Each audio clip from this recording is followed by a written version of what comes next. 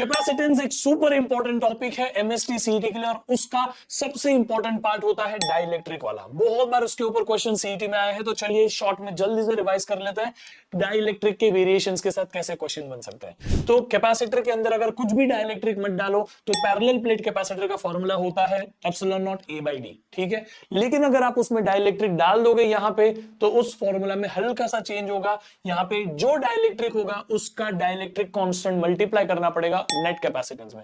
जो बिफोर था उसमें आपको के मल्टीप्लाई कर देना है।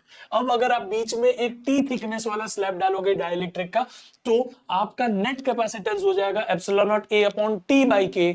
जो टी थिकनेस है डाइइलेक्ट्रिक की उसका डाइइलेक्ट्रिक कांस्टेंट और उसकी थिकनेस यहां पे टी बाई के प्लस डी माइनस टी, यानी कि बाकी जो रिमेनिंग एरिया है एयर का वो डी माइनस टी कर दोगे तो ये वाला दोनों एरिया आ जाएगा। इसी तरीके से अगर आपने दो डाइइलेक्ट्रिक डाले जो डिस्टेंस को डिवाइड करते हैं, डिस्टेंस बिटवीन पैरेलल प्लेट्स को डिवाइड करते हैं इक्वल पार्ट्स में, तो डायरेक्टली आप ये समझ सकते हो कि net capacitance will be equal to 2 times k1 k2 upon k1 plus k2 epsilon not a by D. ये epsilon not a by D तो रहने वाला है, बस हमारा जो ये k है वो k1 और k2 को मिला के ऐसे इफेक्टिव बन जाता है। अगर ये तीन डिवाइड होते इक्वली, यहाँ पे d by three D by three D by three k1 k2 k3 ऐसा होता तो 3 k1 k2 k3 upon k1 k2 plus k2 k3 plus k1 k3 ऐसा यहाँ पे बन जाता।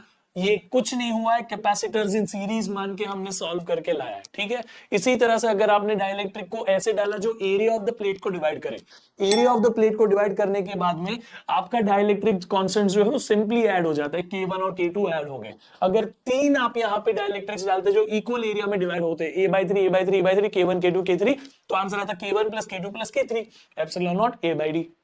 और ये कुछ नहीं है, सिर्फ पैरेलल कॉम्बिनेशन ऑफ कैपेसिटर्स को आंसर लाके दिया हुआ है, ये फाइनल कैपेसिटेंस को समझ में आ गया। अब आप एक सवाल का जवाब मुझे दीजिए कि अगर आपने इस पैरेलल प्लेट कैपेसिटर के बीच में मेटल प्लेट डाल दी तो उसका नेट कैपेसिटेंस कितना हो जाएगा आफ्टर इंसर्टिंग मेटल प्लेट। जरूर बताइए कमेंट बॉक्स में, लेट्स सी आपको पता है कि नहीं पता है।